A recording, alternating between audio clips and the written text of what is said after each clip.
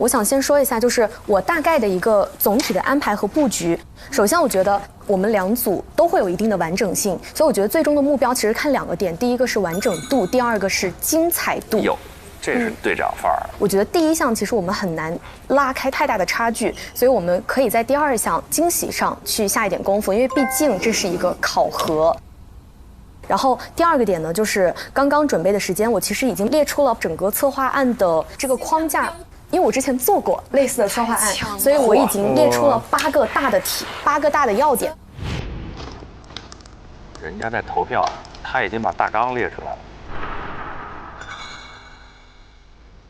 了。哇！大的要点，你可以坐过来，对，你坐一起。所以我们在完成这件事情上，就是大家可以不用有压力。当然，这只是我自己的一个大致的想法，我们肯定是要修改的。最重要的2个部分我空出来了，第一个就是专题的名称，还有新闻的标题，就是我们主要的内容。第2个就是我们的一个形式到底是什么，就是形式为大，内容为王。就这2个点，我们是共同商讨去得出一个结论，然后剩下的内容我们就像填格子一样，把这8个大点给它填起来就可以了。然后我在想，我们的这个选题最终，它一定是要有关注度、有曝光量的话，它必须是一个热点。它的切口可以很小很小，但它一定是要一个很热，很热的事件，而且它辐射的人群和它的受众一定是广的。因为我一直在想，为什么拉布布它会有做成一个专题的一个意义所在，其实是因为它引发了很多人的共鸣。所以我觉得这个选题它一定要引发强烈的共鸣。好清晰啊，专业。然后我是这样想的啊，我是从刚刚鲁豫老师说了2个案例，一个是海底捞做美甲，一个是密室骂老板的房间。你们有没有发现这2个事情？为什么一听让我们觉得很有趣的点在于，我并不是说我直接奔着这个消费，一开始就奔着这个消费去的，而是说这个场景本来是一个很普通、很简单的场景，但是我们想去在里面挖掘出一些不同的价值。就是我觉得这个是要打的反差点，所以我们找的这个例子一定也要让老师们或者让观众们一听会觉得，哎。共鸣，对呀，好像是，对，所以呢，我想了这几个啊。有一个沉浸式的戏剧叫《只有红楼梦》，大家知道吗？大家我知道，就是最近这个方面会比较火。我觉得原因是大家去那个地方不只是参观那里的历史和展品，而是说我想通过这种演绎的方式来去欣赏历史和展品。就这个打的这个点，我就觉得比较有意思。然后还有一个就是便利店售卖这个好运喷雾，因为它本来是便利店应该是我们买最实用、日常最着急的东西，但是现在便利店也开始卖这种情绪方面的价值。然后还有一个过家家式的一个消费空间，就是有这样一个空间，成年人花198块钱就可以在一个玩具厨房里去煮泡面、捏橡皮泥，体验自己小时候体验过的事情。成年人的儿童乐园，对，有点类似于这种。然后还有最后一个是前段时间一个新闻，就是 B 站的一个 UP 主，他售卖一袋垃圾。它的标题就是一袋垃圾，他找了很多那种家里的玩偶啊东西的边角料，然后就去卖这一袋垃圾，买的人非常非常多。有人说他买的不是垃圾，是叛逆的快乐所以我觉得这个也是一个挺有意思的案例。你看看，雨佳果然在另外一支队里独当一面。哎呀，他这几个点都还挺准的哈。好玩。你找案例非常多。对，然后我就速速的就是过了一下这些案例，我觉得这些案例比较出色的点，或者说我选择他们的点，是因为它不让人听起来一下那么简单，就是不是让我听完我就知道这你大概怎么做我就知道了。对。我觉得如果要符合就是受众要多还有共鸣要广的话，比较符合是那个便利店的好运喷雾。我觉得它的受众其实会更多人一些，对，更广泛一些。但是这个说实话我有点小，就是太小了，就是有一点，其实我看到这个我都没有在便利店见过，说实话。现在什么东西最热啊？除了拉布布，什么东西最热？脱口秀。小卡，就不管是那种什么 IP 游戏 IP 的，还是 idol 的，反正就是小卡这个东西挺火。小卡片。对。你找一个一说不用解释，大家就能知道是什么东西。情绪价值，情绪经济。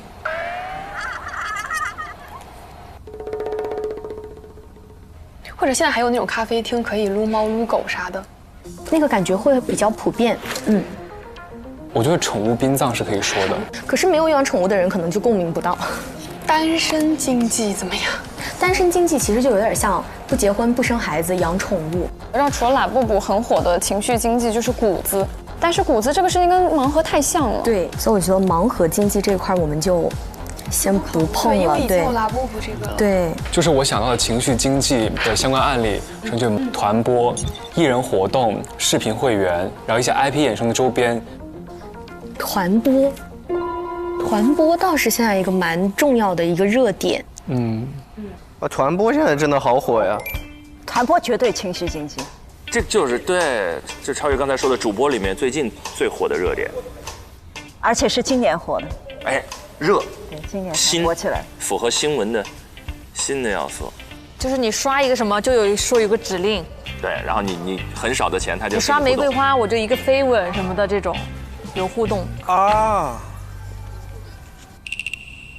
哦，刚才老子说团播，我是觉得不错这个选题，团播我是觉得可以。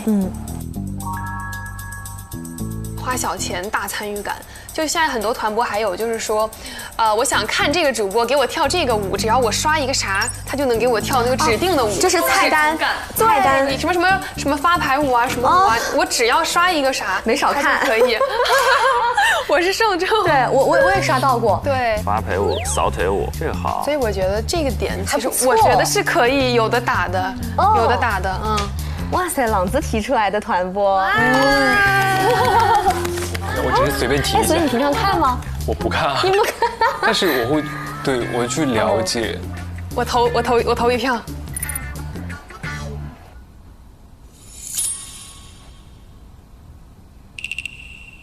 没事，雨佳，你我想想啊，我现在正在想这个，可以再想一想。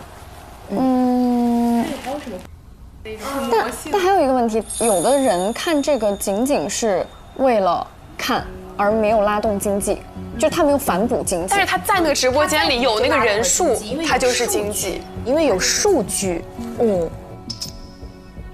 我在想，就是我们的人群分析其实并不只是消费了的人，对，他有很多他想消费没消费，或者他就是不消费。那正面反面我们其实都能有的说。对，这个点是可以打的，是没有问题的。但是我就怕这个题不够有意思。团播已经非常有意思，就是我觉得它是一个。团播一开始出现，它就是为了给人提供情绪价值而出现，而不是说是某一个东西衍生品。就比如说，它没有一个变化的过程。我觉得把团播这个东西放大一点，就变成直播吧。直播之前的一个功能是带货，有一个比如说像那个椰子水，那什么，我从小喝到大，从小喝到大。小喝到大，它其实那个直播间最底层就是为了去卖那个椰汁，但是后来他们可能也会为了说看了那个主播，我觉得好喜欢你，我想获得你的一句谢谢，然后我付钱，然后有了这个东西之后，才衍生出来了团播这么个东西。哎，我觉得我们要不要想一个，就是团播里面的一个小点？我明白，要有一个更具体的一个案例，对，会有一个更高的点，或者有个更细的点，就把它落下来，就是得有一个东西。我问一个问题，就是现在是不是我们其实是比较倾向于做团播这个题，还是说雨佳你会觉得有一点点的不舒服或者小问题？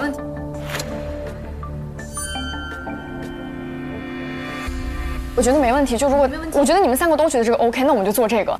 但我有点担心你会觉得不会，对不对？不会。那我们就直接说思辨一点。好，那我们这样子，我们现在要找具体案例了，比如说盲盒经济里的拉布布，我们要找一个团播经济里的一个非常重点的案例。我觉得可以，就是我们要找一个具体落地的新闻。推进的很快。对，我觉得可不可以？我刚刚想到了一个，就是团播里最近有很出圈的一个明星叫萝卜。我想到的也是这个。就是那个娄淄博萝卜，就是那个扫腿舞的那个男播，老沙道，哪一个？太洗脑了。那个的点就是它的服化道，包括它的运镜，对，主要是运镜，对，很吸引人，而且很多明星都在扫。对。第一个，那就说杨迪，第一个，哇，就是从团播变成了一个打卡景点，对，就变成了一个热点。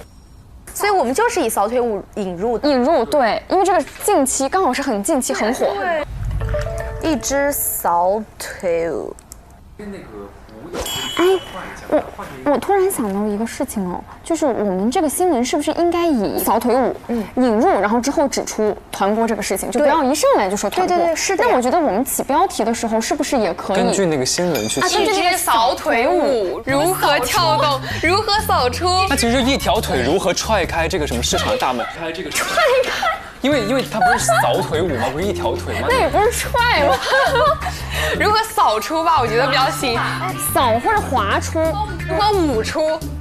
他们这一组效率真高。对，而且氛围很好，一致，价值观念非常一致，不断的往前推进。对，现在已经在讲细节了。一支扫腿舞背后的百亿市场吧，因为并不是说他扫了腿之后他才有的这个事情。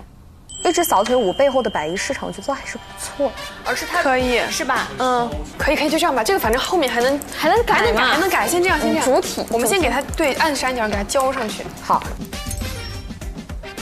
然后我们接下来定专题的名称，名字叫什么？方寸之间，虚拟礼物里的团播江湖。对，就这个味儿是对的。对，这个东西很贴切，它很意象。对，非常非常贴切，而且这个江湖这2个字就把所有的社会情况，然后文化情况、消费情况全部都囊括了。对的，这个味儿挺正啊，挺正，可以。旁征真的功不可没呀。你看他这个架子一搭，所有人就有了方向，每一步要探讨什么，下一步是要做什么，就8个条款往下推进。然后我们接下来写的是节目内容与形式，探讨问题节目意义。我刚查了一下，就比如说你刷礼物让他跳舞这件事情，在个人主播上之前也已经很多了。舞蹈主播，你给他刷，他就可以跳，这个很正。但我们做的是团播嘛，所以就是个人和一群人的区别。那我们要聚焦在那个选择，团播这个东西是选秀的一个衍生品。对，要聚焦在选秀。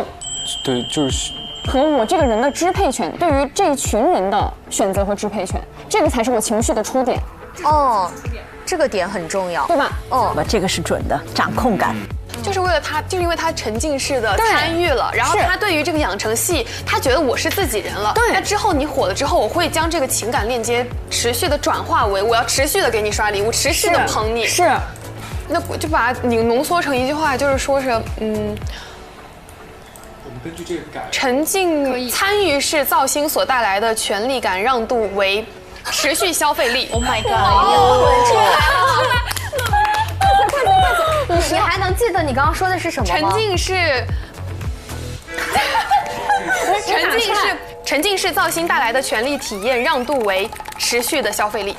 非常在点上，方向是对的，往下走了一步了，从消费到权利。你看看咱们这个，有人想提案，对，有人很靠谱，有人一句话修成论文，京剧点评见真太强了。对，我们都是为了拿个分儿。对啊，我刚刚还和他说，我说这一次必须要拿下。对，因为这不关乎我一个人的事情，我们4个人必须要拿下，我们一定可以拿下的。当然可以。哎呀，鼓舞士气的，尽在掌握之中啊。那我们分板块认领吧。我写3，你写3。对，报道的核心主题与子议题。我写那个背景和意义。啊，可以，你写第2大点以及选题背景和意义。那我就4吧。啊，好，你是报道内容和形式设计。行，好，那我就来写这个采访。加油，各位。OK， 开干。来了！哇塞，我们这个进度非常之快啊，家人们！太棒了，太棒了，太棒了！有你在很安心，真的。没有，我生怕真的很安心，我很怕没有照顾到大家的感受。不会，你已经是一个很合格的队长了。哎，我觉得他们7点之前能有一个很成熟的内容出来。对，点也好，切口也好，分工到位。哎，雨佳，要不我们现在就分头收集资料，然后把它放在同一个文档里。可以，我给你分享一个加密文档，这样就算不小心发出去，别人也看不了。加密文档这怎么弄的？因为我经常手滑发错人，好尴尬。我之前也是，就比如说我们要转发一个保密文件给别人看的时候，我们就可以用这个华为笔记本电脑的加密分享功能。然后你可以把你的华为账号告诉我，看你能收到吗？收到了，收到了。嗯。哎，那我发给王玉试试看，我看看他能不能打开，检验一下。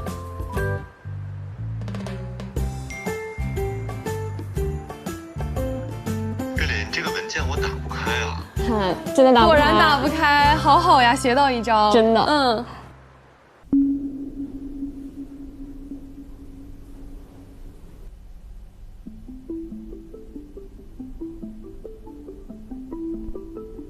还没有选题吗？我觉得就是钻在那个死胡同里面，有点没钻出来。然后又没有人在推进来做决策。诗文。哎呀，卡住了呀！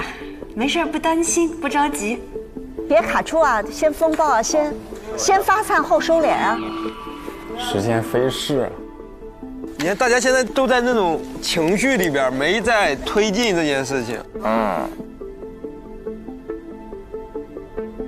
我觉得有一个，我觉得哄睡师，我觉得是一个比较成熟的，对。哄睡师好小众，其实。就是哄睡师的话，我有一个担忧，就是2个方向。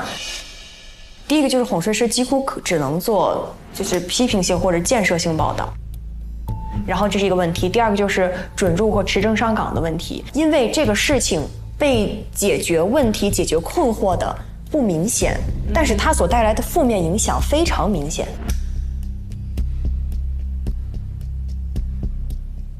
那还有一个，我觉得刚才我没有想到是宠物经济。有的，这个也是的。现在很多人因为他们要宠物的陪伴，他对于宠物的依恋也是一种情绪经济。那宠物这边，我觉得也是一个。宠物经济感觉要绕的逻辑链条有点多。它的典型性就是它就是人类数百年情绪经济的一个产物，它在这2年的新文献那个新字又不够，像团播就是新，他哪怕想个短剧，我觉得也那个一点啊，短剧的情绪经济也新一点。就我觉得咱们如果找一些主流媒体报过的选题会更稳妥。就是刚才我这个改娃师和做捏捏，就它都是新闻直播间里面报过，所以我就觉得拿来就能用。